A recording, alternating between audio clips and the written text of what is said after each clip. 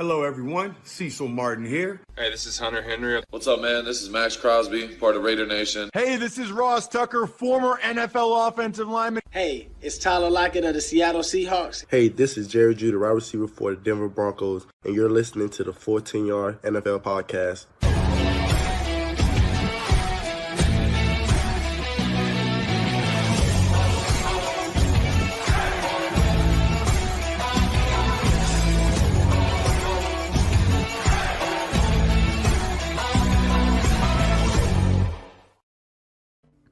Hello and welcome to the Full 10 Yards NFL Podcast.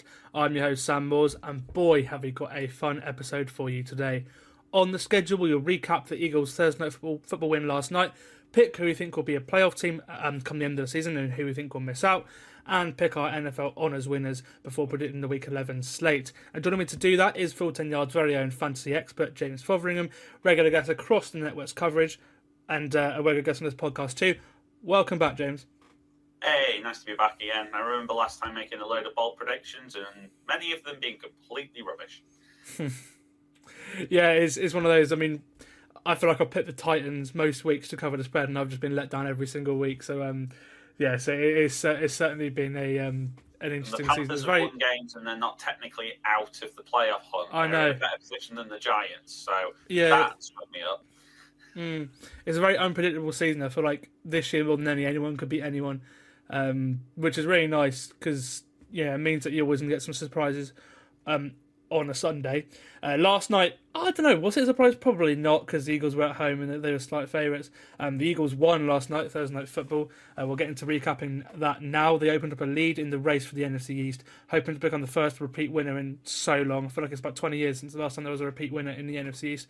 No, the Cowboys won it, didn't they? Of course, yeah. So literally, if the Eagles goes back to the Eagles, then we obviously Dallas aren't going to win it. So yeah, we are going to have a new winner in the NFC East once again, because Dallas picked them to home field advantage and then lost completely their way in the playoffs to Green Bay right in the first round. Anyway, yes, the Eagles, they defeated the Commanders 26-18 last night thanks to one hell of a second half from Saquon Barkley, 146 yards and 2 touchdowns on the ground, 52 in the air to secure a victory for the Eagles. Pretty much almost 200 yards from scrimmage. The Eagles were firmly in control for a lot of this game, but they found themselves behind at half-time due to a few Jake Elliott misses. They also, they've always struggled, this season so far. Again, they've barely scored points in the first quarter at all. So it's not a surprise. But, fair play to Nick Sirianni. In the second half, they have been really good. He's got a lot of stick, but they've now won 6 in a row without really starting a game well at all. They now have a game and a half lead in the division at 8-2. It's advantage Philly, isn't it? It is. Going back to your old side, it was 2003, 2004 was the last time any team went back-to-back in that division. And it wasn't. Wow. But yes, so that run goes on. Philly have put themselves in the box seat. I think that run from starting season 2-2 and starting every game pretty poorly, they are now rocking, and something's clicked. And I think on both sides of the ball as well. Because I think we started the season worrying about the secondary and worrying whether the offensive line was going to hold up. And, I mean, in some respects, the offensive line doesn't matter as much when Saquon Barkley is just being as elite as he is. But, considering all the panic was, we've lost Jason Kelsey, what are we going to do? We're going to have another centre. I think as they've sort of gelled as a unit, they've just got on with it. And as a whole offense now, things are rolling. And apart from Jake Elliott, which is something we do need to discuss, because kickers have been more erratic this year, haven't they? It's field goals and the extra point as well. He kicked, what was it? He had 7 opportunities to kick in this game, and he got 4 of them and missed 2 field goals and an extra point. And so the field goals at the beginning would have been early points and would have made it look a lot more comfortable, and obviously with a difference at half time. So, but he's not the only one. As I say, there's been a lot of kickers that have just been so erratic this season. We were talking a few years ago about how point after touchdowns were almost pointless because they were just automatic, and how field goals within 30 yards were just, stone wall. And now everything seems missable. And kicker turnovers pretty bad. And Elliott was one of those that you thought was pretty reliable. And it's like, in fantasy world for me, it was like, Elliott's one of those that you feel like it just depends on whether the offense is just going to keep scoring in its extra points, or are they going to fall short and get field goals? And now you're having to think, well, which kicker do I trust not to miss? And even Justin Tucker, you can't trust to do that anymore. So exactly. I mean, look, they only had 7 more plays than Washington, but they outgained them by nearly 200 yards. Philly didn't. Great second half, 23 unanswered points. So many misses. I feel like we're seeing a new kicker every week for a lot of teams now, especially with contenders as well. There's some that have chosen to move on from their kickers. Week on week, it's looking like Saquon Barkley is making the Giants organization sad. Also, you see him last night as well. After both of his touchdowns, you can tell he's just loving life there. He's so excited, loving the crowd. Obviously, Philly got one of the most passionate fan bases in all sports, let alone the Eagles in football. They had to wait so long for their Super Bowl until 2017. As passionate as can be, and Saquon's loving that. And the worst thing is that he wanted to stay as well. And now Joe Shane and John Mara, the owner, and they must be looking at now, going like, God, we've made a mistake here. More and more each week. They have, and to be honest, it's quite refreshing. Barkley throws no shade at them either. He's very much openly, when they played the Giants, he was very much, I'm not here to stick it to the ownership or anything that they couldn't keep me. It was obviously a business decision. I've just got to do what my job is, and I enjoy it. It doesn't mean any more to me beating the Giants than it does any other team. And I was like, respect for that, but equally you are just elite, and it is probably the best thing that could have happened to him is that he's now in a contending team rather than the Giants team. That, funnily, there was a point in the season where we were looking at that Giants team and saying, do you know what they need? They just need someone like a Saquon Barkley to sort of, push their offense on, which is kind of hilarious when you look at it. But I think the premium to have kept in there would have been more than what he's on in Philly, personally. But he's become he's become completely a difference maker in a lot of the offense. Yeah, and I still don't trust this Eagles team, especially on offense, because Jalen Hurts has turned the ball over a lot. He's up there in the top of the league with turnover if he plays this season. Like he's not playing great football as he was when he almost won MVP a couple of years back. The last couple of years he's not been the same player. But Saquon has, this team without Saquon Barkley, I think would be around 500. If I'm being completely honest with you, I think that's the level that they've been good. The defense has been a lot better than I thought it would be recently. It's way better than last year. But no, Saquon has put his team on his back, and we saw that a lot last night. A lot. As for Washington, I thought the Eagles did a great job eliminating their run game last night. So it was more on Jaden Daniels, and he looked a little bit more like a rookie at points because of that. He only had one completion longer than about 15 yards in this game. It was a very dink and dunk. Which a great job by the Eagles defense, because Washington offense has been very, very hard to stop. And I think only really Chicago have had a good job against them. Everyone else has really struggled to stop them from rolling. So it's not over for Washington. There are a couple winnable games before their bye. You've got 2 huge games in the playoff race as well, at home to Philly in week 16, which could cancel out the advantage in the division, and they've got Atlanta to come after their bye, and a trip to New Orleans as well. So there are some winnable games coming up, and that bye for them, in a couple of weeks' time, it might come at a good time, so they can regroup and then make a final push for the division.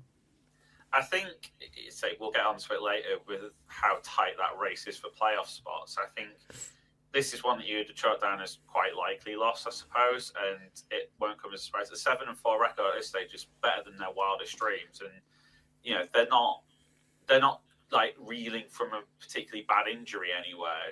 There's no one who's a standout that's missing. The thing that was missing this week really was just the passing game. Seemingly, it was the Eagles kept them in check, and I've got sleeper wrap up at the moment on the fantasy line. No wide receiver scored more than 2 points.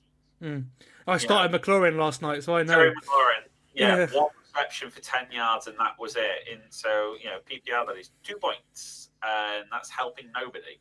And so the receiving leader was Austin Eckler by a mile with 89 on 8 receptions. And, as you say, it was very dink and dunk. It just felt a bit, I don't want to say disjointed, but I suppose it just felt a little bit like the Eagles did such a job on them that they just didn't really have too much of a plan B, or that the dink and dunk really was the plan B, and the Eagles had a play for that as well.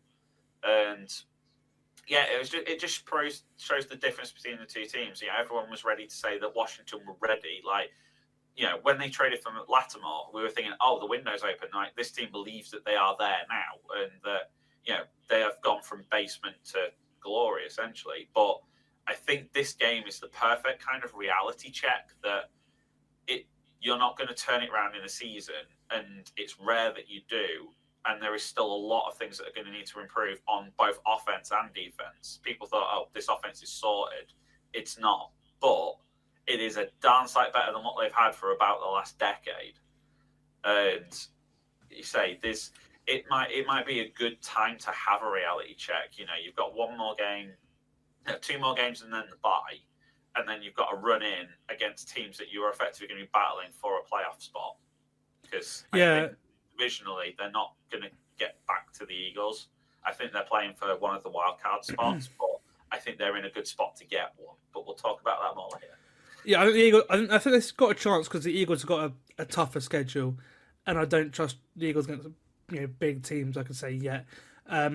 Washington's got a couple of easy games before the bye. They've got a mini bye going into the next game as well, obviously playing on Thursday night, so that helps. So we'll see. We'll get into that now. We'll start with the AFC, predicting our division winners, and then our wildcard teams in the AFC, because that's the probably most predictable one. The NFC, anything could happen. You could say. Yeah, the NFC might be a while. The AFC, we could probably get dusted off in about 2 minutes. Yeah. The AFC is probably the weakest AFC in a while, but it's nice because the NFC for a while, the NFC playoff picture has just been terrible. So it is nice to have seen that flipped this season. Right, I'll go first in my AFC division winners. I'll go like the 1 to the 4 seed. I have the Chiefs winning the West, obviously, and I've gone records as well. I thought I'd have a bit of fun and predict every single game. So I have the Chiefs going 14-3, dropping 3 games down the stretch. I have the Ravens winning the AFC North at 13-4. The Bills winning the AFC East at 13-4 as well, but they'll come at 30 because they lost to the Ravens earlier in the season. And the Texans are the 4 seed, obviously winners of the AFC South with an 11-6 record. What about you, James? Yeah, I didn't go as deep as records, but I got the same 4 division winners. Chiefs being top, Bills 2nd seed, Ravens 3rd seed, Texans 4th seed. I probably would have would have had maybe 1 win less for pretty much each of them apart from the Chiefs. But otherwise, I think they're kind of the predictable ones. The only one that's really in my head is any kind of toss-up is the Ravens and the Steelers, who obviously play each other this weekend. And it's one of those where I, in my Steeler optimism, still feel like we can win that game, but I still don't think we can win the division even if we win that game. And it's consistency down the stretch, and the Steelers have a horrible set of fixtures coming up. And so I would still completely staple it to the Ravens will win the division regardless of what the result is this weekend. But it makes this weekend a lot of fun because the question will be much louder if the Steelers do indeed win. But it's the only one I think is any kind of toss-up. I think the other 3 are pretty much set. Yeah, we've got a huge weekend ahead for the AFC playoff pitch. Obviously, the Chiefs and the Bills facing off this weekend as well. Certainly going to be. Battle, really, isn't it? It's the final. I was about to say, that's exactly what it is. With the Chiefs, 40-3, they don't have many games. You think, they could drop the rest of their schedule, which is scary. I don't think they're going to go unbeaten. I've got them drop in. I think they'll. The Steelers are a tough game. Obviously the Bills, and then I think they'll drop one of the division games, whether it's the Chargers or the Broncos. They've got both of them left. So I certainly think should have beaten them. Exactly, that's what I mean. So I feel like they'll probably drop a division game. They dropped a couple of division games last year as well, didn't they? So I think they lost to the Raiders and the Broncos last year. Would it not be the most NFL thing possible that they go 16-0, 17-0, and then lose to the Broncos in the last game? Either because there's nothing on the line apart from that record, and they just do the correct thing and rest players, or the Broncos completely outplay them because they're playing for a playoff spot themselves. That's it. Like Reid always rests his players, towards the end of the season. Some teams don't, but Andy Reid always does. But with that on the line, that it could be tasty. Let's go through these four before we get into the wildcard teams. I think we've sort of both, we've talked about the Chiefs a lot, so we'll get on to the Ravens now. I think for me, they are the best team in the league. I think that shocks me with the amount of starters they actually have lost since last. They lost so many starters in the offseason, like nearing double digits almost. On the offensive line, on defense, obviously running backs and things like that as well. They're certainly the best offense. And they can stop the run as well. So they can run the ball, they can stop the run. That kind of playoffs, that's a winning formula as well, which is good. They are a pass defense away from being where they were last year, where I thought they were a Super Bowl team, and obviously the Chiefs stopped them. The Chiefs who can win any way possible stopped them. I think had the Ravens got to the Super Bowl, they would have won it. Personally, but the reason why they're struggling in the playoffs is they've not really had a run game in the playoffs to help Lamar out. Now they have that. Now they do. Yeah, exactly. So I think even if the Ravens don't get the 1 seed, for me, I think they're the most dangerous team in the postseason. They've been built for that. We will see how they look. The Bills, I've got them going 13-4 as well. I think, again, they've lost a lot. The Ravens and the Bills, to the biggest, if you look at the departures, to the biggest teams that have lost.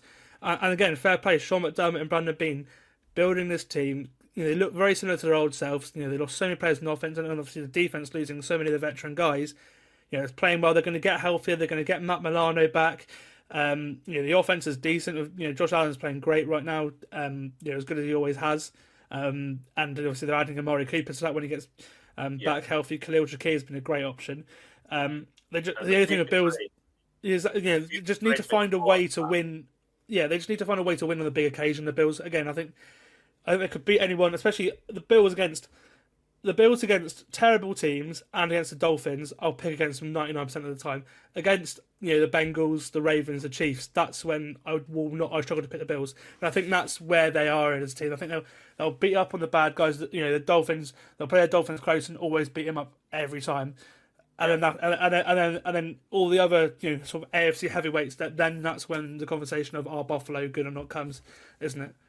I think we'll sort of get a better picture over these coming weeks, because I think that Amari Cooper trade might be critical, and it's how that works, because is he going to become what they needed after losing stuff on Diggs, or more to the point, is he what they needed to unlock Khalil Shakir again?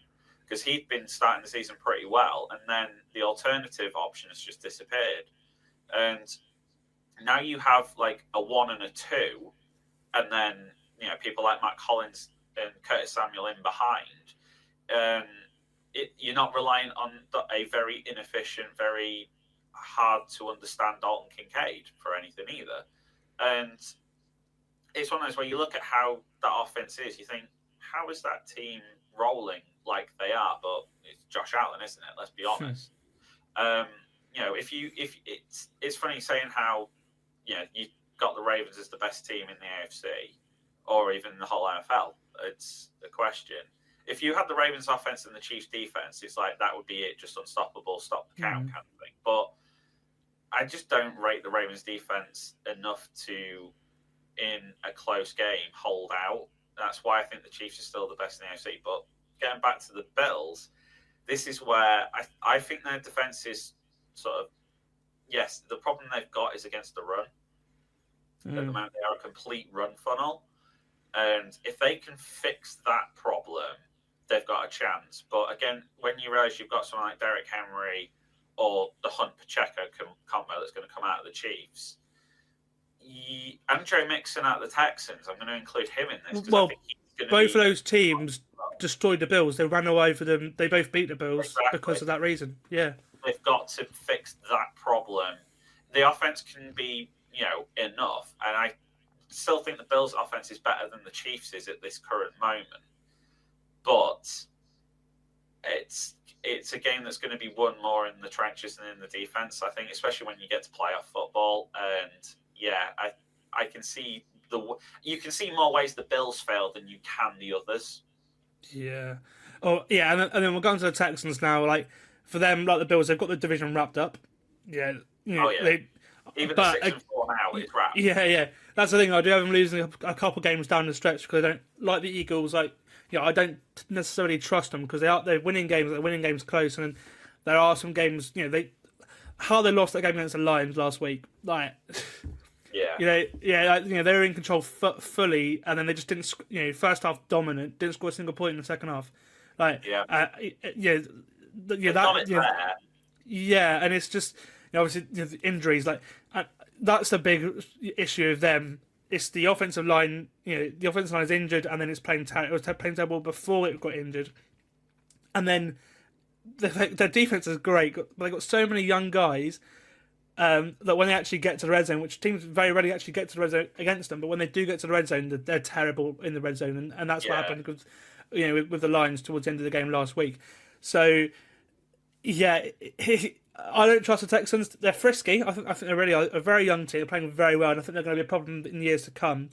A weird mix of so many young players on defense and offense, and then you've got some veterans in there now as well. So we'll see how they manage the roster. But that's the kind of nice mix you want in a team that's going to do well the next couple of years.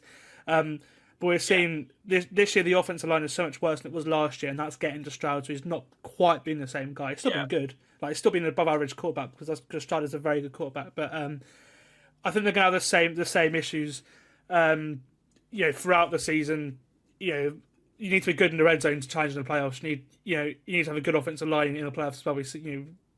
And because that's when the pass rush really, really, clicks, and they don't really have either. So unfortunately for me, I think the Texans they may even go one and done in the playoffs, but I think they're definitely going to get there. Oh yeah, they are a team that I don't think it's this year, but they're coming. They're a draft or two, and then a free agency or two away from being there, and all their good pieces are young. They are going to be a force, and this playoffs, they're just going to be one of those any given Sunday teams where they've got the capacity, they've got the players to do it any given Sunday against any of the teams, but the number of those Sundays is quite low in the percentage aisle. And you'd think they're going to go in as the 4 seed, and they're going to end up getting a pretty decent team who misses out. We'll discuss who that might be in a minute, but you that offensive line, as you say, is just going to be a little too porous. Can Nico Collins coming back be the difference? And as I say, I don't think it will be this season, but I think a lot of people will still be rooting for them. Yeah, and I think if say they do win and then they end up playing the Bills, then maybe they can make a little run because that's they've shown they can beat them already. Yeah. I think for the Texans it really matters matchup based who they get in the playoffs. Certainly. Okay, we're on to the wildcard teams now in the AFC. Let's go with your 3 first, James. Yeah, I narrowed it down to it's 3 out of 4 in my head, and it was a game of which one misses out. And I'm still torn now. I think the Steelers get in, despite the schedule. I just think that the start they've had, they can roll with it, and there are enough matchups where you think, do you know what, the Steelers? Everyone's going to say the Steelers' defense is too tough, and they might win. And there's enough. Been there, done that before as well. Like that's the thing. The Chargers and the Broncos are very inexperienced teams in this aspect. Yeah. One of them two is going to have to get in, though. I think looking at the record, one of those 2 teams is getting in, and it's one of those. I've gone with the Chargers purely on the basis that I feel like the experience through the roster. Yes, if Ladd McConkey can get back up speed and Quentin Johnston can continue this pretty decent upward trajectory he's had since being ridiculed last season, they then have a passing game. Herbert's been given a bit more freedom to pass now, and it's unlocked both sides for them. It's unlocked the run game and the pass game a bit better. Dobbins and Edwards are both going to be back together. It's looking healthy for them, and they're just on the up. The Broncos have looked pretty solid, but I just don't think Bonix is ready to do it this season. But I think the shoots are there, and that defense is still legit. And if they got there, that would be the reason. But I do think that they fall short, which means the one other team that gets in, I think, is a late run from the Bengals. Personally, I just think that offense is too good, and their matchups are great for the defense, and they really should be in a lot of games and probably winning a lot of games. So long as they avoid injury, which has obviously been the problem the last few seasons, so long as they have Chase, Burrow, and Chase Brown as well, I suppose, at this point, because they're running out of running backs. That's the other worry.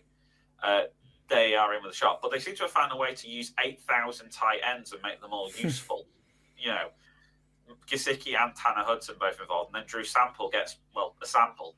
And you've got Eric Orr as well. You've got lots of guys. Well, he's been on IR, which has been a shame because there was a period where you had 4 tight ends, and any one of the 4 could have got a touchdown on any given week, which was horrendous for fantasy, but great if you're a Bengals fan, because if you don't know which tight end's going to get the touchdown, how on earth are the defense meant to know? I see them making the run and then pipping the Broncos at the death.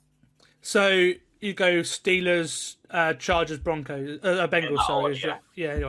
So I've got the same 3 teams, but in a different order. I got the Steelers at a 5 seed, going 11-6, meaning that Mike Tomlin does it again. Another winning season, another playoff berth. It'd be the 4th time in 5 years that the Steelers have done so. I know, especially the teams, especially the offenses you've had as well. Obviously, the defense has been good as always. You've added extra. Yeah. I don't know if it was the last time or the time before. It was probably the time before when I came on this podcast, and I said, and I remember saying this, I think this is the season where the winning record goes because we've just not got a good enough team. Yeah, I was convinced. I'm happier being wrong in my life. Yeah, when me and Liam did the our preseason predictions, both of us were convinced it was going to be the season because it just wasn't looking very positive whatsoever. Obviously we knew the defense would be good. It has been good, and this offense for me, I think it is certainly the best one since Ben retired. Maybe even before, because the last couple of years with Ben weren't great. So a while. That whole adage of if you have 2 quarterbacks, you have none. No, we have 2. And they can both win games, and they're both better than anything we've had since Ben was good. So I still can't believe the transition to Russell Wilson's gone as well as it has, and long may it continue. I think should he stay healthy, Mike Williams is going to be a really good pickup as well. It's just the only issue is with the Chargers, it's like how many games is he going to play, and that because he is perfect complement to Pickens, are very similar receivers. They can both go up and get it, and that's exactly what Russell Wilson likes as well. That's what he was doing to Lockett and Metcalf for years. And it's how they won games in Seattle, and in Denver they didn't have that really, especially when Cortland Sutton was out. They just did not have that whatsoever because of different profile, and we've also seen how bad of a coach Nathaniel Hackett is as well, getting fired pretty much for the second time since since he moved over. Yeah, exactly. The Steelers again, brutal sort of 8 games or so to finish the season, but the most of the way to the postseason already. So they go 4-4 down the stretch, they're in. You've got division games on tap, and normally Tomlin is quite good at division games as well. They could fall away, but I'm pretty confident in saying, especially with the way that both units are playing, that the Steelers are going to make it in, and they have history doing it. The Bengals, again, we both said this may come as a surprise. I have them as a 6 seed. I have them going 6-1 down the stretch and making it in as a 6 seed. They're only 1 game back on Denver at the minute, and they are really getting better. Like, the offense has just been so good, and as you mentioned, the games they've got coming up match their defense well, which is good. They've got loads of winnable games coming up, and they've done it before. I think 2 or 3 times the Bengals have done it before, where they've started about 500, and again, poor at the start of the season and then turn it around. Yeah, so I think the Steelers and Bengals, we've seen it loads of times before, and loads of times before, and it's trending in a direction they're going to do the same thing again. And then at 7, I've got the Chargers, very, very tight for the final spot. I think it'll be even tighter than than you're saying. I do have the Chargers making it in at 10-7, beating the Broncos due to having a better conference and division record, especially as they've already beaten the Broncos once as well this season. Yeah, and then I've got Miami at 9-8 at 9 as well, making a run because again they've got the easiest schedule in the league, just coming short. I think the Dolphins, they've got 3 games that they probably could lose: Packers, Texans, and Niners. As well as you could say they split the Jets. But the Dolphins McDaniel has always outcoached that team a lot. It's the Bills that they showed against. All the other games in division, the Dolphins normally breeze by. So I think the Green Bay loss it will be a loss, and then we'll see what happens with the Texans game in the Dome, which again there's no cold field there, and the Niners at home. The Dolphins have got quite a favourable run. I don't think they're going to make it in, but I think they will come short. Sort of 9-8, 8-9, and they'll be the team that just misses out from as well. They need to cook it long again. If the Dolphins are actually letting Tua play long again and using Hill and Waddle like they used to do, they can give themselves a chance. But they just seem he's playing really well at the minute. He's playing really well right now. The way he's moving, the way he's seeing the field, he's probably this is the best Tua at processing and moving and reading the pocket I've seen, and he was always good at that in the first place. The issue, so this is good. He's playing well. They're getting they've got. The outcome's not always. Yeah, well, that's the thing.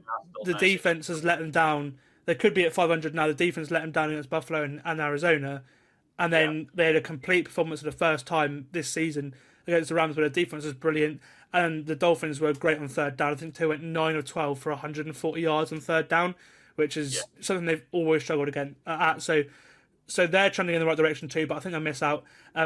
Denver, again. You mentioned there, Bo Nix playing some great football. Sean Payton's doing a great thing. The run game is. I'd like the run game to be better. I can't lie, and that's my own disappointment with this team.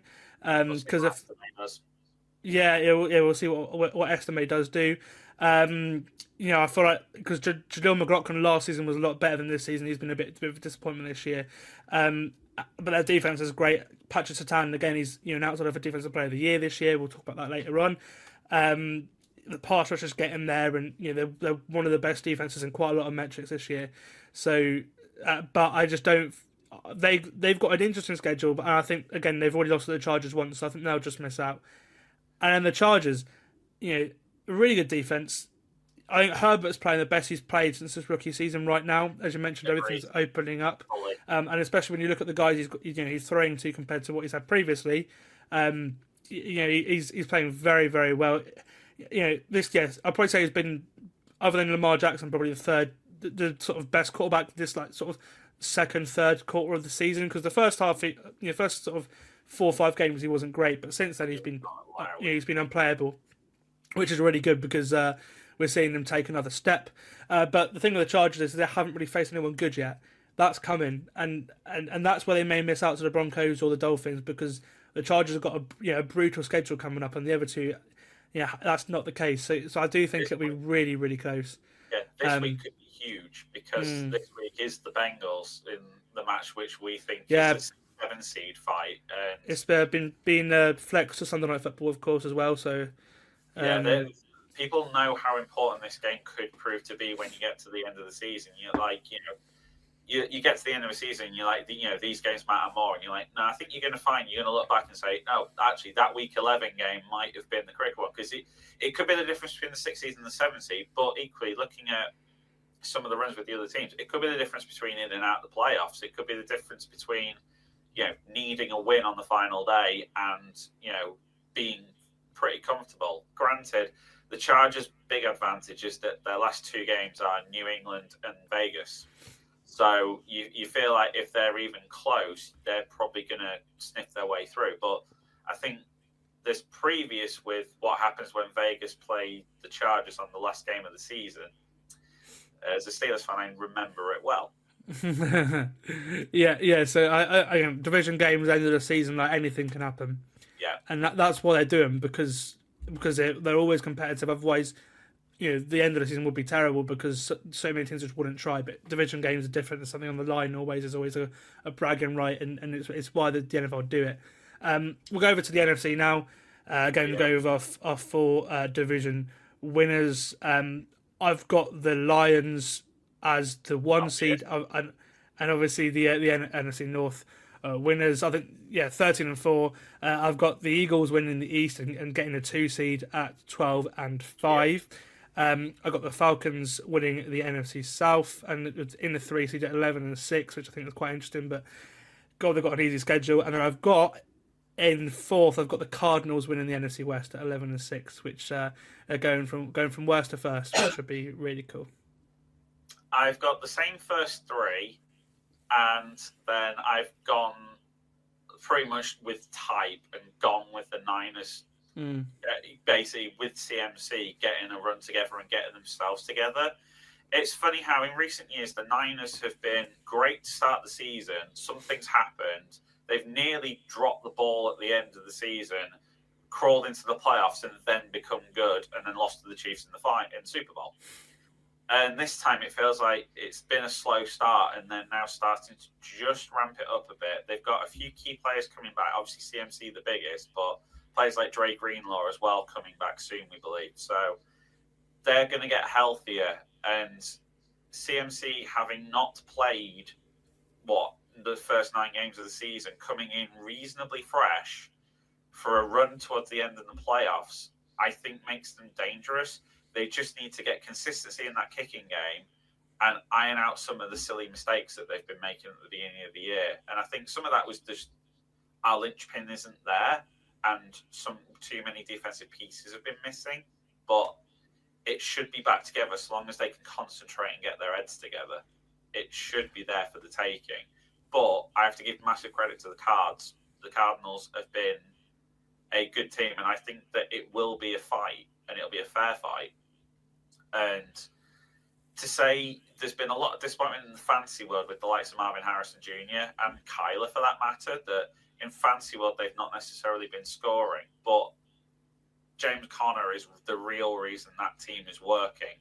He has just been dominant. He's not had the injury worries he had when he was with the Steelers. He has been a rock. I say that when this is the first season where we've got this far and he's not missed a game. But I'm hoping we haven't just cursed it. But it wouldn't be me. Everyone's been saying it recently. But he's been that rock to allow the rest of the game. It doesn't matter if the passing game isn't that good. It doesn't matter if it's Kyler Murray using his feet instead. But he's not making the suicide plays where he's running 3 miles to get 3 yards like he was doing in previous seasons. But Trey McBride has been the other outlet. I'm still amazed Trey McBride has not got a receiving touchdown. He's got 2 this year. One was a fumble recovery, and one of them was a rush. So you get the feeling that could improve as well. If they can unlock the passing game a little bit more, who knows really with that team? They're a massive wildcat, but kudos for how much they have improved on both sides of the ball. The defense doesn't get an awful lot of a look in, but last year they were terrible, and this year the fact that we're not mentioning them being terrible is an improvement. Yeah, absolutely. I agree with you, and I think that's also them having already beaten the Niners already this year as well.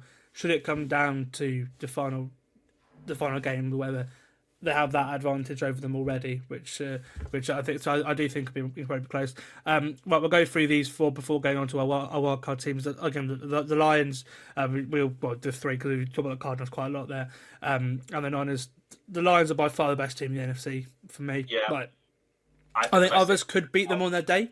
We've seen that, but more often than not, I think they would win most games. They're the most complete team. One of the best coached teams. The only thing you said that could take away the 1 seed from them is that they've got a really tough schedule coming up. Quite a few good teams. We'll see what they're really made of now. Obviously, they were made to work for it against the Texans last week. They're really good, and I think actually them having the toughest division helps them as well. They're battle hard. They've won a few of them this year already, which is good. Beating Green Bay, beating Minnesota already, so they've got that over those 2 teams, and and I think I just think when it comes to it, again they've had the experience of getting 3 playoff games and falling short just after leading in the championship game last year. I just feel like that this is their time, and I do think they're going to be very hard to beat. We talked about the Eagles earlier. Obviously, I think they're going to go 12. I think they're going to win the division. They may even do better after what we saw last night than when I initially did this. But again, I just don't quite trust them yet. I feel like they're one of the most vulnerable teams to a slip up. I feel like they could lose first round. We saw it last year, the Bucks. I think they're a better team than they were then, but I still feel like they are like the Bills. I still feel like they're a bit vulnerable, and anything could happen. Especially if Saquon goes down, then again it look very. Saquon goes down, it's game over. Like you're not doing it with Will Shipley and Kenny Gainwell. It's very much, if you lose Saquon, all the odds will just crash. And there's a few things. The Lions, I don't think there is a single player that if you lost them, it would make you suddenly go, they've got no chance. Because I think the one player that you would have put in that category went down a number of weeks ago in Hutchinson. He could still return for the Super Bowl. I think the last one was if he plays again this season, it can only be the Super Bowl, and it would be like a game time decision. But that would be the most hilarious way for this to end. Yeah, I mean, you can only have 8 players off IR. If I'm them, I activate 7 and I leave it an 8th spot. Yeah, absolutely. And it would make the most sense as well, because again, there is where it could potentially come back. Obviously, Aaron Rodgers did a similar thing last year, and he's like, if they get the playoffs, I'm gonna come back, and obviously they were nowhere near in the end. But the Falcons again, I feel like they're talented. They got a piss easy schedule, I have to say, this year, and I think that's why I have them winning, getting 11-6, despite having dropped a couple of games recently. I feel like they could beat anyone, but I also feel like they could lose to anyone, which is again going into that. Obviously they've played the Chiefs hard. Again, Kirk Cousins got multiple game-winning drives this season already. In the fourth quarter, they're always in a game. It's just whether they're going to win the game or not. And I think that's the thing with them. I think Kirk's playing very well as well, especially like the limited mobility he has. You can tell he's coming off a season-long injury. That down around his knee area. Obviously, having 2 wins against the Bucks too means even when Evans comes back and they make a run, they've got a really big advantage. So the division is pretty much already theirs anyway. But again, they have one of the easiest schedules. They're going to win loads of games down the stretch. So, I think they'll be there. It's just whether they'll be the 3 seed or the 4 seed or whatever. We'll see. And then with Arizona, I just got a feeling they're going to win it. The great time for them to be on a bye this week. They've already beaten the Niners. They've already beaten the Rams as well. If some felt they could come back into it as well. And their defense, as you mentioned, is just getting better. Still got 4 division games left, but to have those 2 wins already is brilliant for them. They also play the Patriots, they play the Panthers as well. Still got some some favourable matchups compared to the Niners. So they've got plenty to play for, and I do feel like the Cardinals have got a great chance to win the division. Anything on those 4 teams before we get onto the wild card? The only thing you say, the Falcons, I think you've touched on what I think is the most important thing. I think it's the head-to-head against the Bucks, because you think the Falcons' schedule is easy. Have you seen the Bucks? Giants, Carolina twice, Vegas, Dallas, New Orleans, and then you've got as the one other matchup that you'd think, that may be the nailed-on loss. The Bucks are too unpredictable, but they are getting Mike Evans back, and you do almost wonder if that's going to be the sort of last game of the season.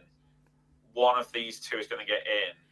You need the Falcons to lose for the Bucks to get through, because otherwise the Falcons win it on the head-to-head, and whoever doesn't win the division is not in the playoffs, and that's going to be.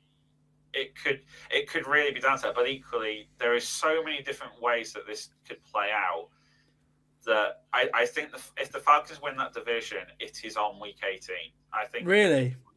Yeah. See, I feel like the Bucks could drop a game or 2. So I've got them close, but I don't have them in my wildcard teams. I think as it stands, nor do I. Yeah, I still think the Falcons find a way of messing it up as well a little bit. But I think it's one of those where you'll end up with 3 wildcard teams who have better records than the Falcons.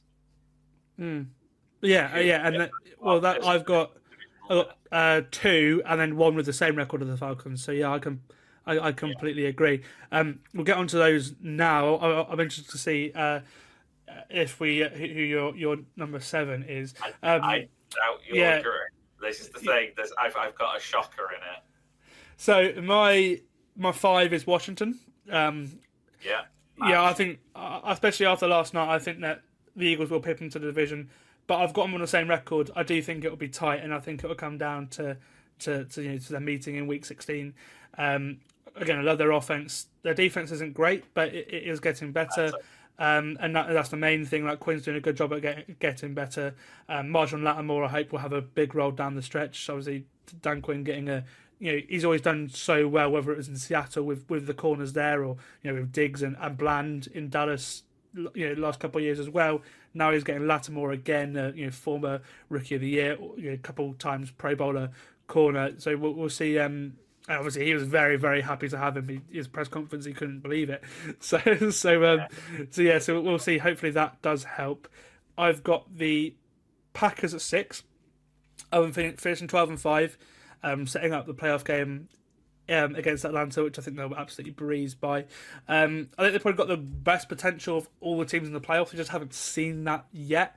I feel like they're, bar the Lions, I feel like they are the team that could really, I think they're right there with the Niners as to this team could be a problem if everything gets right. There have been some miscues in offense. Jordan Love's not playing the same way he was towards the end of last year at the minute. But great coaching, great scheming up as well to win these games that they are winning. The defense is the best Packers defense for a very long time, creating turnovers for fun, getting pressure. We'll see how they look coming off their bye week now. And that may be a big factor. So coming off the bye, we'll see how they can get off rest of the year. But for me, I think again the division doesn't help them. I think that's what will see them lose a few more games. But for me, the Packers are dangerous at 6. And then at 7, you also had them. I've got the Niners getting in at 7 seed. I think they'll make it in over the Rams in at 8, and the Niners. And I have the Vikings missing out completely, coming 9th. I just think the Niners have way more momentum than the other two. Obviously, the Rams Monday night for them was they needed to win that game because they have got a tougher schedule coming up. They play Philly, for example, and that game at home is a game you can't lose if you're going to be a playoff team because you've lost some games when you guys were injured already in the season. So I think the Rams are just going to come short, and then Minnesota. I think the last couple of weeks just haven't been pretty. I love Brian Flores, but his defense has not been as effective the last couple of weeks as well. So that partnered with the fact that Darnold's forcing the ball more, and he always, the turnover with he plays were there, but now they're turning into picks, and I think that's a difference. So I'm not confident about Minnesota as much as I was a couple of weeks ago. So yeah, for me, Washington, Green Bay, Niners to round out the playoffs. And again, with the Niners, I wouldn't be surprised to see them win the division. I just think they've got a tougher schedule than Arizona, and Purdy's playing better, and obviously, as you mentioned there, defense getting better, and McCaffrey will be the difference for them to make the playoffs. Yeah. So my 3 are actually the same 3 in a different order. I've still got the Commanders at 5. In fact, no, it is actually the same 3. No. Let's say that again. The 49ers and the Cardinals I've swept, so I think the Niners win the division. I think the Cards are the 7th seed. But I'm going to caveat this. The 7th seed is whoever wins the Week 13 match between the Cards and the Vikings. I think that game is pretty much, it's early, but I think the way that it'll play out, that will be the decision maker in the wildcard race, and I think the Cards do it because I think the Vikings are on the downward trajectory. I think they've sort of not been figured out, but I think Darnold has been sort of sussed, and he's remembered he's Sam Darnold, I guess. And it's starting to fall apart a little bit in recent weeks. And I class this as a bit of a shocker because at the moment, if you look on the sort of the playoff picture on the NFL site, they're currently 92% projected to make the playoffs. But if they lose this week, it goes down to 86. The Niners are only on 55 currently. The numbers don't stack up because there are actually more than 7 teams that have more than 50%, which is why it's a bit whacked. But going by momentum, going by personnel, and going by trajectory, the Vikings are the team that I can just see fall into pieces. And the Cards are the one team that could fall to pieces with them. And that Week 13 matchup will probably be the beginning of the end for one of them. So I have faith in the Cards, which feels a weird way of putting it, but I don't put it beyond, the Bucs or even the Rams at a push making it as well. I had to put the Bears and the Seahawks in the list of I can't rule them out yet. There is a pathway they can make it in as the 7, but you'd think that there's maybe a bit too much to do. Well, the two of them as well have got to win division games, which is something they've struggled to do this year already. So A lot of cannibalism about to go on in division because division games are going to decide the wild card spots as well as the division, and that NFC West. Yeah, it's tasty. Again, less tasty than it was had the Rams won. Like if the Rams had won, then it would have been brilliant. But yeah, we'll see. And it will come down to those the division games and also the in-conference games like the ones against Minnesota, Arizona. Obviously in the AFC, the games like Chiefs Bills this week as well. Those games are more crucial than ever because you've got so many teams. It's a very top-heavy and a very bottom-heavy league. You've got so many teams around this. It's not like there's not many sort of like 4-4 teams this year. In fact, there's hardly any. I think there's about 2. Sort of teams around 500. It's either 4-6 or 6-4, and that's the way it's been this season. NFC West. Yeah, exactly. This and 5-4 and 5. That's why that division is so tasty and why you can't rule them out. Exactly. But, there's a way that any of the 4 teams can make the playoffs. There's no route for all 4 of them to make it. It's impossible, I think. But at this point, with 2, 4, and 5s, but any one of them can make a run. It's just that I have more faith in it being the Niners than any of the others. Okay, let's get on to predicting our awards. We'll start with MVP first. For me, it has to be Lamar Jackson. Which is an interesting one because obviously I've been saying for weeks now this is the best Lamar has ever been. He's won 2 already. Obviously, he's the reigning MVP right now. And for me, he has been the best quarterback in the league this season, carrying on from last year. He's PFF's number 1 quarterback, the number 1 passer too. He leads all starting QBs in total EPA per play, in success rate too. His pass EPA is 122 over expected. That's 50 more than anyone else, which just shows how much of a good level he's playing at right now. But there is one big problem with this. It's the fact that the Ravens are a few games back from the 1 seed, and MVPs usually come from teams with the 1 seed. The last Liam brought this up to me in the quarterbacks ranking episode we did a couple of weeks ago. It always goes to a 1 seed, and the last time that wasn't the case was Matt Ryan in 2016. So that's 8-9 seasons ago now. That's a long time ago since the last time a 2 seed, which is what I think the Ravens will be, had the MVP. So it is interesting. Obviously, with Goff and Mahomes, who I think will be 2 1 seeds. Yeah, I think Goff's the most likely, but say the Chiefs go 17-0, there's no way you can't give it to Mahomes. So that's an interesting debate there. Funny, isn't it? I think it'll be the closest MVP we've had for a long time because it's probably neither of the 1 seed guys have been. I think Goff's the most likely, but he's obviously coming off a 5 interception game. They'll look at that and pinpoint to that. Now, obviously, a lot of them shouldn't have been interceptions, but they will pinpoint that. And and that's why for me this is the tastiest MVP battle for a while. But for me, I think Lamar's better than he was last year, so you can't not give him MVP in my opinion. Yeah, it's where you have to have words with the selection committees and how these things are worked out because it's inherently the most valuable player in the league should be the player that would command the most in a trade, for example, or without that player, you're screwed. And Lamar is that guy. And even if he loses to the Steelers this week, which I think will be the time to put some money on it, I think that he is, the rightful person who should win this. But if you go by the 1 seed, the problem is, you say Goff's had his interceptions, and the Lions have been heavily reliant on their run offense. The Chiefs relying on the run game a lot more, and Mahomes has been very interception prone, and he's not had the supporting cast necessarily to be able to help him out in the passing game, but they've been winning it on their defense. And it's like, well, do you include defensive players in most valuable player? No, that's not the way the NFL economy works. However much Chris Jones could be in there, he's not. But then you sort of go down and listen. The thing is, I was starting to look at well, if you didn't pick one of those two, and you sort of said, well, who is there that's better than Lamar, who would command more value than Lamar? If say the Steelers ended up winning a division somehow, and you felt like, oh, you couldn't pick Lamar because he didn't win his own division. Looking through sort of all the other teams, all the other options, I don't think I could really give it to anybody this season, especially if it has to be a quarterback, which it traditionally tends to be. He's been the only quarterback that I would class as outstanding. The only two I'd say who could have an outside chance are Jamar Chase and Derrick Henry, because there's a pathway where both of them could be very close to 2,000 yards.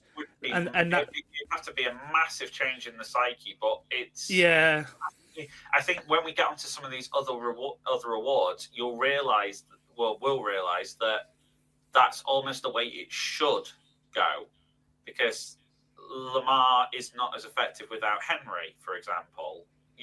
We've found out that Hurts is meh, but we have Barkley, who is just elite, and Mahomes is These Chiefs would probably be nothing without Hunt in the run game this year. They would be a lot less effective. So there's an awful lot of parity between positions, I guess. The quarterback is almost being devalued by the fact that teams have to find 2 or 3 different ways to win. And I mean, it's like the idea of MVP is almost outdated, but that's a different hot take for another day. Yeah, it's the lowest amount of passing yards for a very long time per game. I think a couple of weeks ago it was 2006 the last time that was the case. So it's very much shifted back towards a rushing league, which is a very interesting trend. It's every so often, doesn't it? Really, it's people get on one defense's thing. Oh, this is what I need to be against, and then someone says, "Oh, well, I'll go flip it the other way then," and suddenly defenses have to move again, and it's the circle of life in the NFL, really. Yeah. So you agree with me with Lamar, right? I'm not Lamar as well. I think he overcomes the 1 seed issue, and I think Mahomes just aren't worthy of it. Who is your offensive player of the year? I've got Saquon. Okay, nice. Which it's in a lot of people's eyes, it's Saquon or Derrick Henry, and I think it's funny that it's running backs on 2 seeds in both cases. And I think in my head, it's very much if Lamar is MVP as a 2 seed quarterback, Saquon has been the linchpin of the 2 seed Eagles at the running back position on the NFC side. I think that almost for parity between divisions, but equally because they are the key players for their teams, I think that Barkley is there.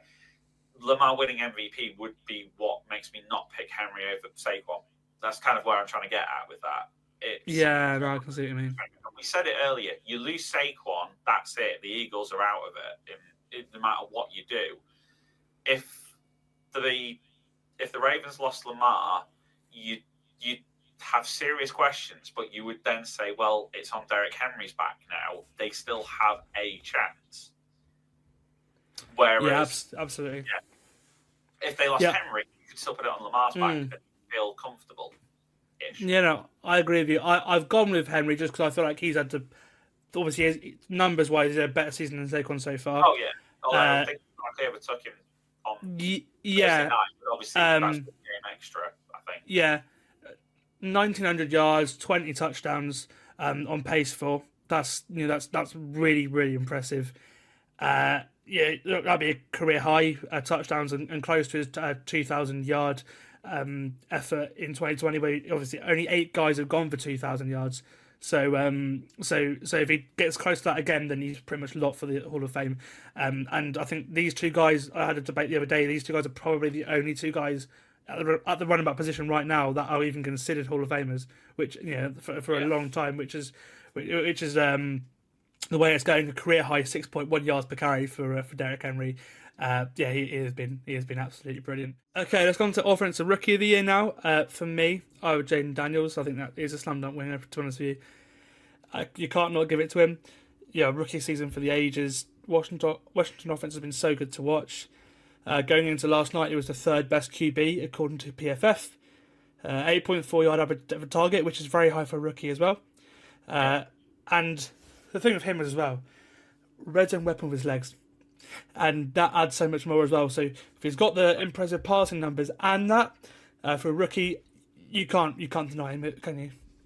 No, I think it's the biggest lock of all of them, let's be honest, in terms of that. It's who do you pick other than him, to be honest. It's like he's by far the best quarterback of the lot. I mean, say Bo Nix has been decent, Caleb's been disappointing, no one else has really shown up. Brock Bowers would probably be like number 2 in the list, and that sort of says everything you need to know, really, is that he's been good purely on necessity because he's been the only option for Vegas, let's be blunt here. Yeah. And it's like you would have to go some to get, Offensive Rookie of the Year as a tight end on a team that is last, effectively. Say Malik Neighbors has dropped off, and I think he's about to drop off further. So, come the end of the season, he's not going to be in the ranking either. So, there is no way you can look other than Jaden Daniels, to be honest. As for Defensive Player of the Year, I'm interested to see who you've got on this one, because this is the most open award of them all, I think. It is. It's like I've liked quite a lot of them, and I to be honest, I had to go to sort of the bookies odds to try and figure out, whether my thought process was matching what Vegas and all the odds say. And it was funny how the first player that came in my head being Cooper DeJean, weirdly, is quite a way down the list, and thankfully I had Kamari Lassiter as my choice at that point, and he's third in the betting. Jared Verse is odds on at the minute at 2-5 on Sky Bet, which surprised me a little bit, but I get it. It's one of those, I couldn't pick one player, but my first thought had been DeJean, because I think that his development has been the reason the Eagles' defense has been better. Their secondary has improved, and he's been, in an awful lot more games. But there's so many different ones. It is very wide open. But and it's the same with the player. It's the same with the Player of the Year as well, both Rookie and Player of the Year. It's the same in my opinion. I've gone for Verse as Defensive Rookie of the Year. I think for me, it is hard because DeJean's been great. Both DeJean and Verse, if you look at the numbers, whether it's for corners or pass rushers, they're both at the top of the league on a whole, let alone as rookies. He has been one of the best edge defenders in football this year. 6 sacks. He's also amassed a whopping 44 pressures, which is the 5th most in the entire league. Great against the run too. 20 tackles, 19 run stops. He's the 6th best player according to PFF against the run as well. I think that's a big factor as to why he's been so good, because he's got 6 sacks, which is at the top of the league. Sort of only one or two less than TJ Watt, for example. He's right up there. But it's in the run game he's been brilliant as well. He had his best PFF grade on Monday night as well against the Dolphins, if you look at all the metrics from the offensive line, they're top 5 offensive line this season, and Verse did his best game against them. Big part of the reason is because Tua gets the ball out so quickly, but they're getting enough pressure where Tua was holding on to the ball longer on Monday night, and Verse was a big factor. 5 pressures, a sack, a forced fumble, and again they completely minimised the Miami run offense as well, which has been unstoppable the last couple of weeks. So for me it's Verse. I think he's been so versatile, which is obviously funny with the name. I think he's been great. As a pass rusher and as a run defender, and he's only getting better as well. But DeJean's been brilliant. He's been, again, the two of them at the top of the league with corners and edge rushers, and that is a tough race. A lot with DeJean was kind of recency bias and being on a team that is a contender. Obviously the Rams are still in that rebuild phrase a little bit, but they could go on a run as well. It's sort of picking it now. Then again, I've just had a nudge into my defensive based fantasy game and had a look at who the top scoring defensive rookies are. It's Verse. So it makes sense at the end of the day. It's like you've swayed me around as to understanding why the odds are that heavily in his favour. To be fair, I just think DeJean's undervalued in that market. But I agree. When I saw it, I knew Verse was the favourite. When I saw it, I was surprised how much of a favourite he was. Quinyon second in that market. Quinyon Mitchell's been good, but DeJean's been a better player. I personally think. Okay, defensive player of the year. Again, this one's hard to pick. Who have you got for defensive player of the year? Can you guess? TJ Watt. Yeah. It's one of those where you look at the Steelers and say who's the one player that if they lose, and it is TJ Watt. And we struggle whenever we're without him. And he's a quarterback of the defense in many respects and will always be that way. And when you look at a lot of sort of the other, potential contenders in it, it's like, who is there who is as critical to their team's success as a whole than TJ Watt and is having success? There are a number of players where you look at them and you go, they are in isolation an absolutely fantastic player, but swap them, with another team, put them at a based on a not so good team, or put them on a team where the expectations are a lot lower, do they still blow the doors off and make that team a thing? And I think TJ Watt literally does that with the Steelers itself quite a bit. You don't need to do the metric; he just is that player. So that's where my thought goes. But there is a heavy amount of homer bias involved in that. Well, he is the favourite right now. He is the favourite right now for defensive player of the year. I've not gone for him. I thought I'd go fun with my pick. It was kind of fair to go another way. It's like if it wasn't him, there are an awful lot of candidates. To be fair, I've mentioned going Chris Jones, but I'm interested to see who you go for. It's fun. Yeah, so it's very much a pass rusher award normally, but there's been no pass rusher that's been so stand out this year like that. I don't think many or any perhaps will get to 20 sacks this season, which has not been the case for a few years yet. Watt's sort of middle of the road with the likes of Verse and other players. Trey Hendrickson's got the most sacks at the moment with 11, but he's come on recently. He wasn't great at all the first 5 games, and then in the last 5 he's got 8 sacks. And he's been much better against the run as well, so maybe he's a late contender if the Bengals do start to make a run. You've got Fred Warner in there, who's been he's been absolutely brilliant for the Niners. Again, he's one of the best defensive players in the league. But again, will it go to a linebacker? If this doesn't happen, this is the one. Again, this is the 1 year it could. And again, especially if the Niners kick on the end of the season, the defense is getting better. They'll have Greenlaw next to him as well. We'll see what So we'll certainly see what happens there. And then you've got the corners. So the 2 corners for me have been at an absolute all-pro level this year, and I think they are probably the 2 nailed-on starters. It's Pat Surtain and Jalen Ramsey. Both of them are top, just sort of 3, 4, 5 in a lot of metrics. I've gone with the latter, Jalen Ramsey, which I think is a bit of an out there one because I think it's quite under the radar how well he's playing right now. This is one of his best seasons ever. He's certainly going to be in the All-Pro conversation. I don't think he'll win it, but I just wanted to sort of raise awareness as to how, because I think you need, as a corner, to be successful in this award. You need interceptions. He's only got the 1.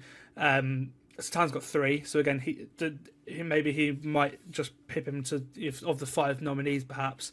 But previous Stephen Gumbo won it with 6. Xavier Howard was in the top 3 with 10 interceptions. Trayvon Diggs as well came close around the double-digit mark as well. So you need that, and that's not been the case with any corners this year. So Ramsey's. He's been great. He's PFF's number 1 corner overall. He's number 2 in coverage and one of the best against the run as well, which is what, with both of them there, that's why he's been so good this season, because he's a weapon for that Dolphins defense. And we saw that on Monday night. they've been they're brilliant on third down. They're third in the league on third down. Obviously, a lot of third downs passing situations as well. And Ramsey's always coming up trumps there. We saw that in Monday Night Football where they held the Rams to 1 of 10 on third down, targeting Puka Nakua and Cooper Kupp. So Ramsey had a great game there, and they're using him creatively as well. They're using him in the slot loads. They're using him in the box. He's also causing havoc by blitzing as well. He's already got 7 pressures just by blitzing. He's come close to a couple of sacks. He's had 2 quarterback hits as well, and he was causing havoc against Kyler Murray in the first half in that game. That game too. Like, he's been used in a lot of creative ways. He's having his best season since he was since obviously when the Rams were brilliant, and one of his best seasons overall. I think it's his second or third best season overall. And when there's not been many standout players, and he has been, again, these 2 guys have been the number 1 corner. I thought, I'll go fun. I'll go for Jalen Ramsey. It's funny. I was scrolling down trying to find where he was in the odds, and he's not even listed, which is feels like complete slander in my opinion. Because say 2 of the names that I say they won't be in contention come the end of it, but 2 guys that I've been impressed with this year have been Xavier McKinney for the Packers and Brian Branch for the Lions. Exactly. Both of them have been brilliant. I was worried about the Lions when they lost Hutchinson, but Brian Branch has been exceptional for them this season, and that defense still held up without their best asset, which, I feel like it almost doesn't get enough credit.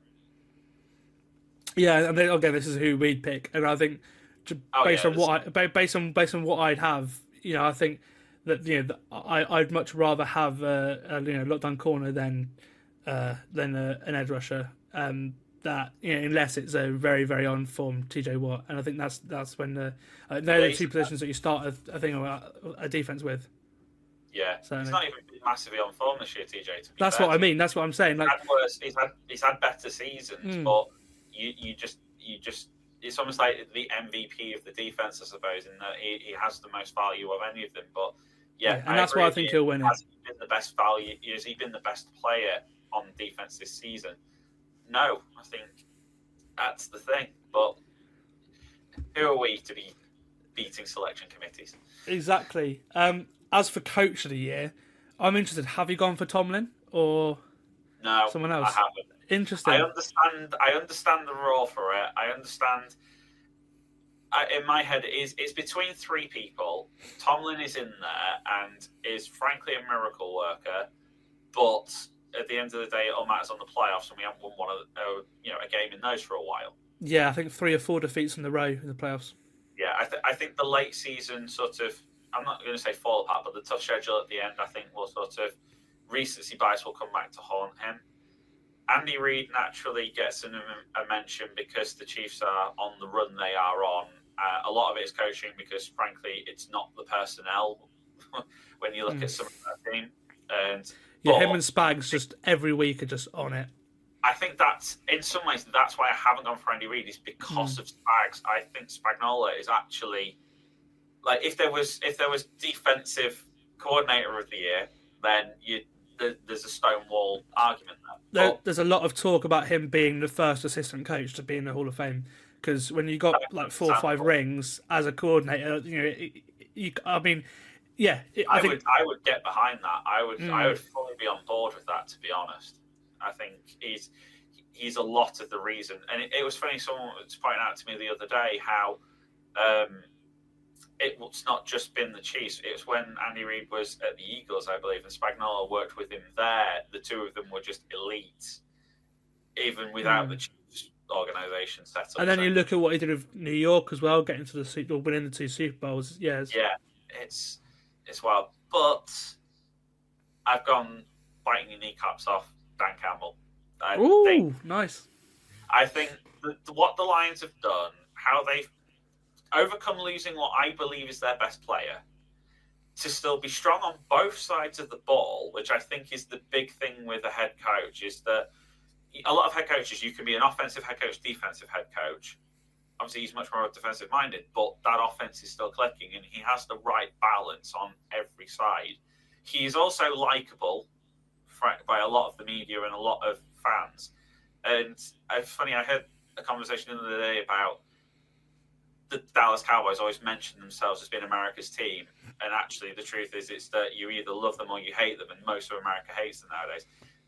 Would you argue that America's team are the Lions, like the one team that if your personal team is not doing well or you have no skin in the game, so to speak, what one team would you root for? I feel like the Lions probably are that team for a lot of people in America. Which one would I rather watch on Thanksgiving? They both play it every year. The last couple of years it's been the Lions. Oh yeah, the Lions, that's the thing. And I think that team, I said earlier, I think they are the best team in the NFL right now. I think they are better than the Chiefs, even with the record. They are better than the Ravens because they have both sides of the ball covered. And I don't think one injury rules them out because they've already had it and it's still kept them going. So that's the thing. That's why I've gone with Dan Campbell, because I feel like that's the way the Lions get the credit they deserve. Yeah, no, I completely agree. And a big reason is because of how well they've been since Hutchinson went down. He'd be the defensive player of the year if he was still playing right now, because he's got numbers good enough to be in the conversation now, and he's only played 5 games. So that's just how good of a season Hutchinson was on for. And he would have been nailed on for it, I think, had he unfortunately not got hurt. My coach of the year is actually someone different to who you've mentioned. I've gone for Jonathan Gannon, especially if the Cardinals win the division. I've got him winning the NFC West, going from worst to worst, and going 11-6 with the 4th hardest schedule, which is really impressive for them. So fair play to them, as I think it will pan out to be. If you look at the previous winners, this kind of like job wins coach of the year more than a sort of 1 seed or whatever team. So it just screams for me. It just screams the award. You look at the previous winners, a lot closer than obviously recent years, as you mentioned. Reed, Campbell, people like Dan Quinn are in a similar situation to him too. Jim Harbaugh getting the Chargers into the playoffs again straight away.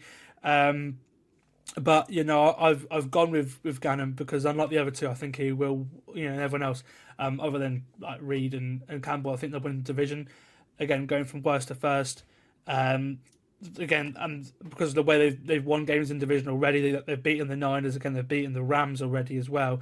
If they can win 4 or 5 of the games they got left, then off their bye week this week, obviously they're on a bye this week, then they've got the division. Even if if they do lose to the Niners or the Rams, like I feel like they can even afford to drop a few of those division games and still win the division with what they've got so far, which is a nice position to be in for Arizona. And again, from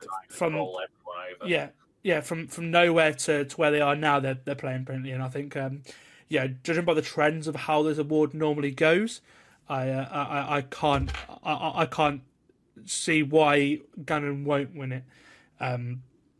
In that case, okay, it's one of those where that award is going to be won late. Like it could very much come down to, if the Cards win the division, Gannon's probably the favourite. If the Lions go unbeaten the rest of the season and get the 1 seed and have a better record than the Chiefs, then Campbell has everything. If Tomlin somehow gets the Steelers to win that division over the Ravens, then that shouts loud. And if the Chiefs go unbeaten, then Andy Reid's going to have it nailed down. So it's not decided, and I think a lot of these awards we've gone through haven't really. There is room for them all to move, especially with how much we've debated over. MVP. We said that it's can you look beyond the 1 seed bias to be able to pick someone like Lamar. So you'd argue is there 3 people in play? Henry versus Barkley, and then Chase in the background is an argument. Defense could be anybody. The only one that is nailed down is Jaden Daniels winning. Offensive Rookie of the Year. Absolutely. And we're in for a fascinating end to the season. Let's get on to picking the games for Week 11 now. Got some really, really tasty games this week, and it starts at Soldier Field, where the Bears host the Packers. The Bears looking to stay alive in the playoff race. The Packers looking to put pressure on the Lions, and obviously the Vikings as well. In division, the Packers are favored by 6.5 points at Soldier Field, even though the Bears are, they've had a decent season, and I think it's because of the way the Bears' offense has looked this season. Obviously, down to a new play caller now, which is a big thing. after Waldron's gone. I think that was a mistake hiring in the first place, and we'll see how their offense looks this week. For me, with these games, division games, I go with coaching, and the Packers are just such a better coach team than the Bears. So I'm going to pick them to cover that 6.5 point spread. Yeah, I agonise so hard over this because they're on one side. It's like there's always a jump. The first game after a head coach or a offensive coordinator is fired, the first game is always a spike game, and then it goes back to pot or back to sort of the mean. I got done by the Saints last week. Yeah, exactly. It got done by the Saints last week. It proves that it's a thing, but that offense feels like they were already giving up. And I feel like it's going to take more than a sort of, one firing to fix that problem. I've got the Packers hitting the spread as well, just because I think that team is good on both sides of the ball. And I think that it's one of those where I think the Packers winning the ball game regardless, it's whether they cover the spread that was agonising. But I feel like a touchdown plus victory is sort of believable, so I'm going with that route. The Packers have got help coming off a bye. Exactly. The next game, sticking in the NFC North, the Lions they host the Jags. The Lions are favored by 13.5 points. Now with Trevor Lawrence, it may be different. Because of the way that is Lawrence playing this? I'd not really heard much. But no, already ruled out Lawrence. So. Yeah, but I would say I thought that was the case. I thought it was about 3 or 4 weeks. So, it will be Mac Jones, which does help me to pick what I was already going to pick anyway, which I was going to pick the Lions to cover the 30.5 point spread, which hurts saying that. Wrong. Yeah, it does, but I feel like the way this basically I feel like they're a bad match for this Jags defense.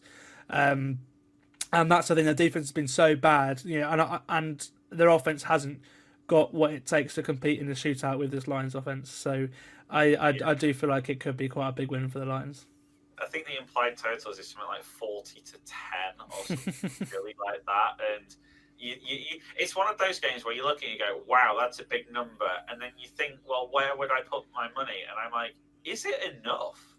Like I can see it being a bloodbath. I've gone Lions as well, I think, and I agreed that even before the Mac Jones thing, I think given the Jags are on bye next week, it was a given that Lawrence was going to miss this week anyway. And the question was, is he going to have surgery to miss the season?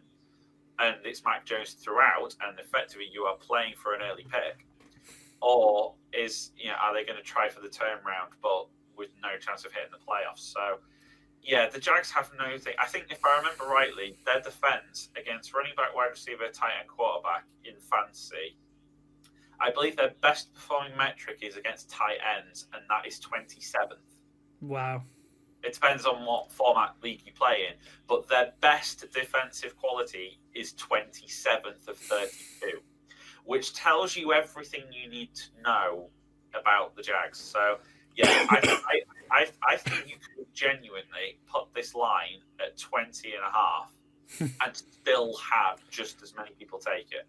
College football spread that's the spread you only really see in college football, and again, it could be a 3-score game, to be honest with you. Literally.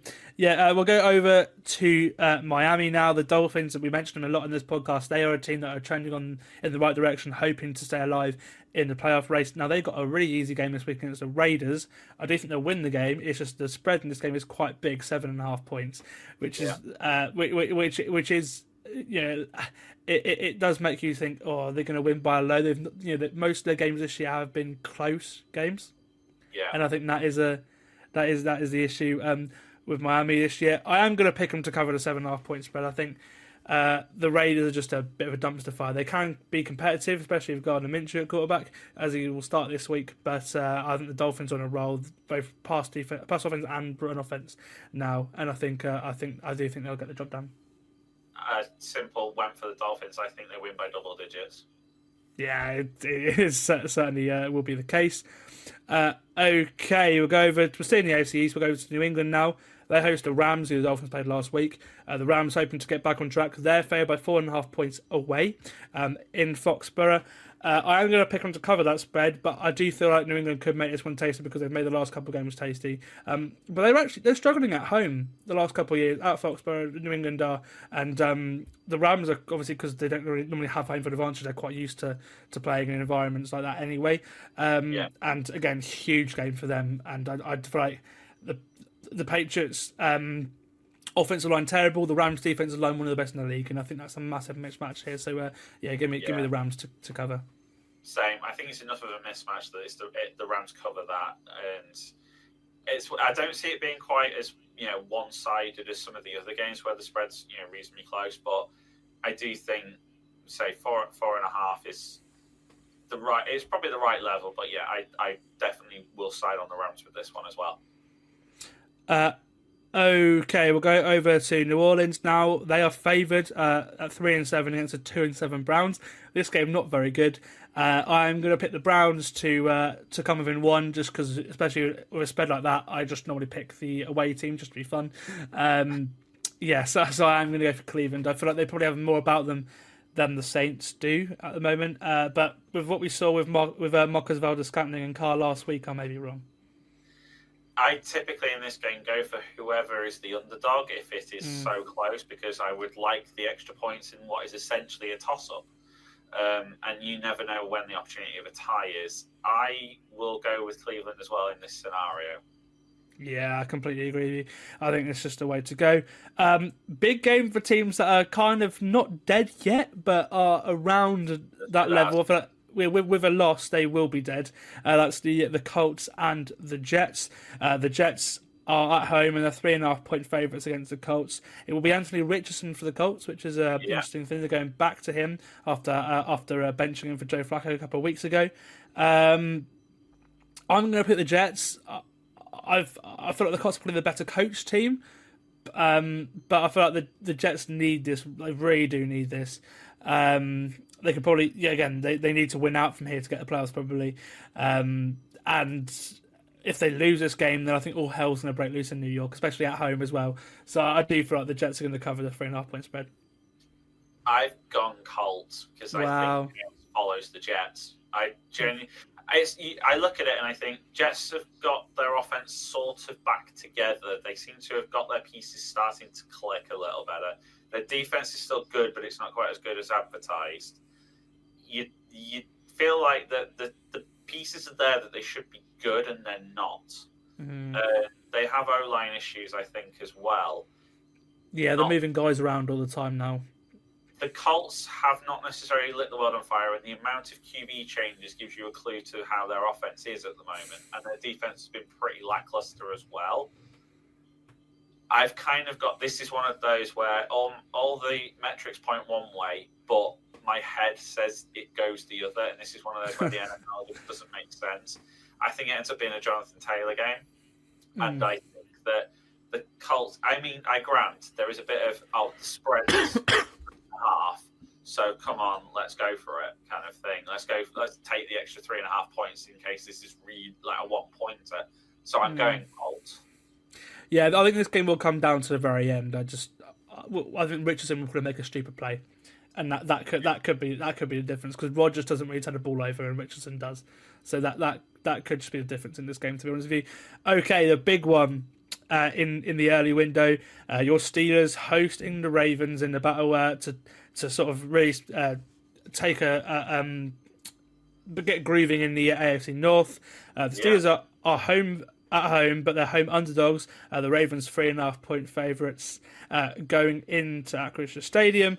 I'm going to pick the Steelers to come within 3. I think it'll be a close game. I don't think they win, but I think the smart thing is to pick them to at least make it a close game. Yeah, it goes against how I normally work, betting for my team, but that spread, I think that there's not enough difference between the teams that it justifies the 3.5.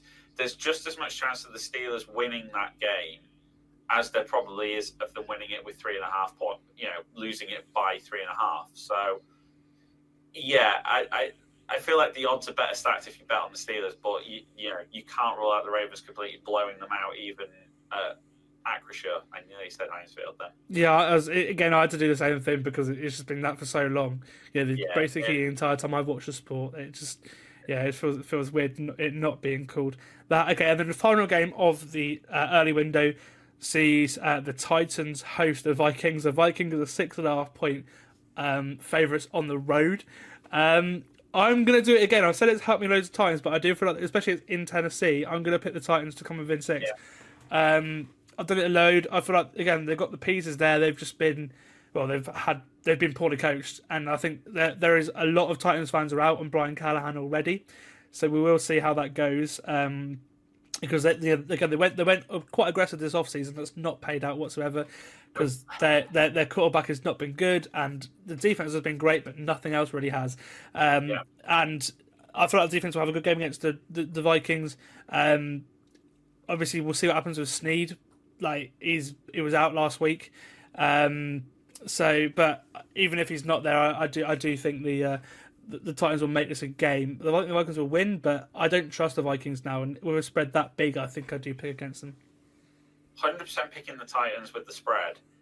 I kind of have a feeling the Titans win the game. I think their trajectories, the two teams have got trajectories in opposite directions.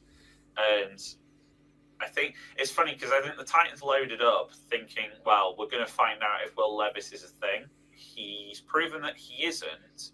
And then they shipped away Hopkins as well, but that made total sense. And Ridley is becoming a much wider factor. I think in Pollard space they've got a decent, 1-2 punch. I think and that defense has been pretty solid. Both of these defenses have actually been pretty decent across the board, but momentum makes me think it's a Titans game, and I think it's backs up my shout of earlier where I think the Vikings start going downhill, and I think the slide has begun. And I think this is the kind of game that backs that logic up. If the Vikings go out and win this by 10 now, it kind of makes all the last hour look a little bit silly on my part. But the seeds are there. Yeah, no, I agree with you. Late window, 3 games, all with really big playoff implications, which is brilliant to be saying in week 11.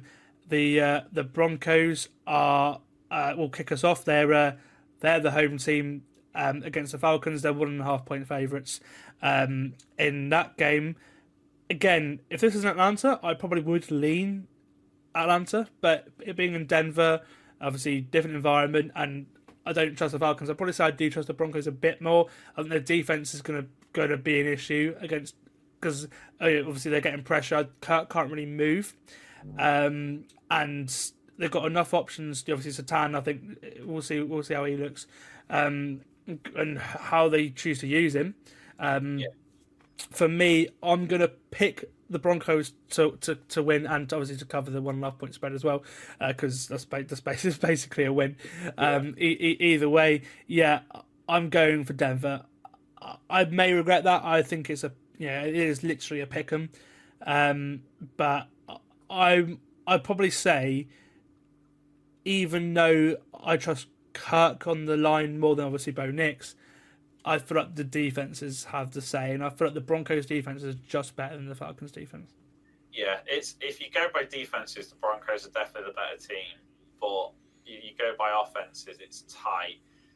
The thing that I'm gonna side with the Falcons purely on, I'm going running backs in this league. Bijan versus Estime / Javonte. I think it's a game that's going to be won on the ground. I don't think either side is necessarily going to pass it quite so much. That's very well on Denver anyway. I mean, you can't run on particularly well either, but you certainly don't want to be Drake London versus Pat Surtain, for example. Is going to be a pretty difficult matchup as a whole. But you've got Bijan. It's suddenly the Falcons have enough outs to be able to get past that defense, I think. Whereas the other way, it's either enough outlets outside of Cortland Sutton to beat what is agreeably a weaker defense. I think if it's one of those where I've put Atlanta to win the division and they have to win a game like this to do it. I can see it. If I'd said that, actually, I think the Falcons fall short and the Bucks beat them, this is the kind of game the Falcons lose. So, by logic, I have to pick the Falcons to win this. I thought they'd lose this and still win the division. Terrifying, but it's so tight. It's ridiculous. I mean, I think this was one of the two games I picked them to lose. I think the division games I've gotten to absolutely cruise on, and I think that's what powers them to the division. Okay, we'll go over. We'll stick in with Falcons. Stick in the NFC. We'll go over to an all NFC West game.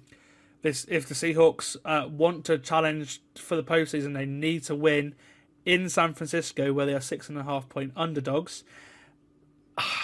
I'm rolling with the Niners. It's a big spread, but I just felt the Niners' recent history, they've absolutely dominated this Seahawks team, whether it was a Pete Carroll or not. And for me, the Seahawks are just trending in the wrong direction. The Niners are trending in the right direction. I feel like we're going to sort of get to a point now where we're going to know where these teams are at after this game. And I think if the Niners lose this one, then we do question them. But the way they went last week and getting McCaffrey back, I just can't see them losing this game. And I feel like with the domination, because I mentioned they normally do very well against the Seahawks. And also, to be most games in the division is normally the undivision games where the Niners become unstuck. Yeah. They win these games more often than not when they're in a groove, and I thought they're just getting to a groove now. Yeah, I've gone Seahawks to cover the spread. I'm confident the Niners win the game. I think the Niners are going to, because I think they're still getting used to having all their personnel back. I still think you touches short, and I think they need to have kicker confidence with Mooney back. So I can still see them making a couple of mistakes and missing a few things before really gelling. But I still think they're going to do a bit what the Chiefs are doing, I suspect, in that rely on the defense and do just enough to win every time and value wins over performances. And 6.5 point spread is quite wide. I think there's a lot of margin for error. I don't think the Seahawks are that bad against them. But I think if this match was in 2 weeks' time, for example, I would have been taking Niners with 6.5. So, yeah, I've gone for the Seahawks to cover the spread, but the Niners to win the game. Yeah, no, I can see. I'm just forecasting. I think obviously you're forecasting as well. Okay, the big one in the late window. Bills host the Chiefs. Bills favored by 1.5, so the home advantage, you could say. So again, this is literally just a money line game, as you say. In this spot, I just feel like if this is in the playoffs, I'll pick the Chiefs. In the regular season, the Bills have found their way against them, but they're not quite the same Bills as they have been. The Chiefs win games. The Bills struggle against bigger teams. So I'm going to pick the Chiefs to obviously come within one and obviously win the game as well. I just feel like, again, this could be the game that they do lose to stop their undefeated season, and the Bills could be like really motivated. But more often than not, this game is a game that Kansas City knows how to win, and I don't feel like Buffalo do yet. Yeah, I'm in the same boat. I've gone Chiefs. I think when the Chiefs lose, I think it's a non-prime time game. I think when the lights are down, the lights are on, all the world's media are there, and not just for Taylor Swift. I suspect that you just know that they're always going to find a way, be it them, the refs, anything that people can throw at them. When they are the only game and all eyes are on them, they will just always find a way to win. It's like the playoff syndrome. It's, one game at a time. They will win in a playoff scenario where it's one game. Their record ends when they are playing in a nondescript window against someone pretty nondescript in either a 6 o'clock or a 9 o'clock game. That's when they lose, when eyes are off them. And the only thing people are looking at is where is Taylor and is the run going to keep going? Yeah, so pretty much the entire country are getting this game. Obviously, it's on Sky as well, because of course it is. Everyone is getting this game. Yeah, so that's exactly, yeah. I think for that reason alone, the Chiefs win. I think the Bills, as you say, aren't there yet. It'll be a tight one, but again, I'd want the Chiefs plus. It's like if it was the Chiefs minus 1.5, I would be agonizing like heck, but I'd still be picking. And that's kind of it's the only thing that gives me any cause for concern is Harrison Butker going on IR? Because I've mentioned Yes. kick being a thing this season. He's been one of the better ones, and he's been part of the reason why they have been chugging away and winning all the time, because he's one of the few that's been reliable. It's just that he doesn't get an awful lot of opportunity. With him on IR, you are now looking at, I think, is it Spencer Schrader or something? I've not looked. To be honest with you, it happened last night. I've not had a look since, but at least 3 to 4 weeks and going. Yeah, so it's gonna be a while that he's out. Yeah, and in my head, the rookie misses the kick to win the game. I say rookie. The newcomer comes in, misses the kick to win the game, and the excuse is ready-made. Yeah. Their key man kicker is on IR, and then the losses are explained by, because we lost our kicker, and he was scoring so many of our points because our offense is meh. Well, you mentioned the kicking. I mean, Tyler Bass has not had a perfect season by any means at Buffalo, and I think that is obviously he had the big one when it mattered, the 60-yarder against the Dolphins a couple of weeks ago to sort of put his demons after missing an extra point and missing a field goal earlier in the game. We'll see if that's a turning point or not.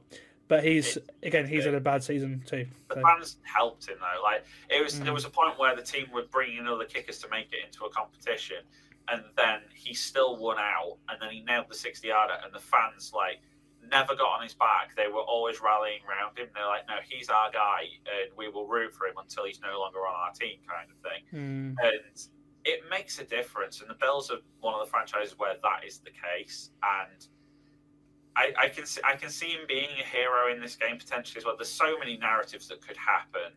It could be a complete kicker battle, and it be newcomer versus redemption story kind of line, or the Chiefs could just do what they always do and just win it in prime time, and it'd be a 4-touchdown night for Kelsey on 30 yards. You never know. I think there's more outcomes where the Chiefs win it than the Bills win it. So that's just where it is. Yeah, I agree with you. I think the Chiefs. I feel like 6-7 times out of 10 the Chiefs win this game. I think the Bills win it the other 3 times. So I think that's why I'd lean Kansas City for this one. Okay, Sunday Night Football. We mentioned earlier it's been flexed. This is a big game in the wildcard race for the AFC. The Bengals go into LA to play the Chargers. The Chargers are 1.5 point favourites, so again it's just a pick 'em. I'm going with the Bengals because I feel like they're going to get on a roll. We've seen them do this many times before. Again, this could be a shootout the way it's going. We'll see how they go up against the Chargers defense, which has been really good. But no one's been able to stop the Bengals offense this year, and I think if the Bengals offense can find success, I think they win the game. If the Chargers defense plays well, then it could be a different story. But Burrow, Chase, they're on an absolute roll right now, and it's hard to pick against those two guys. Again, they're leading the league in passing yards and receiving yards, and they're just great. And again, if they're going to get in the playoffs, they have to win this game because at 7 losses, it's very difficult for them. Yeah, that's why I've gone Bengals as well. Very much repeat what you said essentially, and this is the potential. You get T. Higgins back this week as well, and that could be a bit of a difference. Even if he's necessarily more of a decoy to help. It's looking like he might play. So. That would almost be a bit of a tipping point and a further difference maker for their team, even if he is more of a decoy in the early stages. But I'm going Bengals. I think they need it, and I think they'll get it. I think they're just going to be on a roll now. Yeah, I agree. And then it leaves us with Monday Night Football, an all Texas tie. The Cowboys. I hate the fact they're in prime time in a game where they could be flexed out, but obviously it's Dallas Cowboys. They're not going to flex them out. I hate the fact it's a game that's in the dark, so we ain't got to worry about the sun glare. Yeah, very, very, very, very true. After last week, yeah. Again, they are over a touchdown underdogs in their own building after they were last week against Philadelphia as well, which is very rare for Dallas. But I think this team is one of the worst teams in the league, and the Texans find a way to win most weeks. So I'm going to pick the Texans to win, and I'm going to pick them to cover the 7.5 point spread as well. I just think this Cowboys team are a downward spiral, and I think that's the kind of game that the Texans need to show that they are, still a pretty good team. Yeah, my head was it was 6.5 when I looked, and I was like, yeah, I'm definitely going for the Texans. At 7.5, I'd have to think about it more, but then I'm like, No, I see a world where this is an absolute like a state. It feels like a statement win, but which way is the statement? Is the statement, oh, the Texans are here and they are for real, or oh, the Cowboys are this bad and it's not getting any better, kind of thing? And I can already hear the boos raining out from the stadium, kind of already in my head and echoing. So yeah, I've got the Texans covering the spread, and I feel like there is more chance of the Texans winning this by 14 plus than there are of Dallas covering that spread now. Wow, there you go. And it'd be really funny to listen to Joe Buck and Troy Aikman call this game as well, because they've called many Cowboys games over the over the years as well. We'll see how that one goes. I feel there's going to be some iconic lines about ends of eras potentially. There's an awful lot of sun going down comments, I suspect. Well, he made one in the game, the Rams Dolphins game. Troy Aikman made one in that game, and that wasn't even a Cowboys game. So yeah, so yeah, it could very much be coming. Okay, thank you very much, James, for coming on the podcast this week. An extra long one, as I mentioned before. Lots to unpack today. And again, it will be like this for the rest of the season because there's so much to do as we near the playoffs.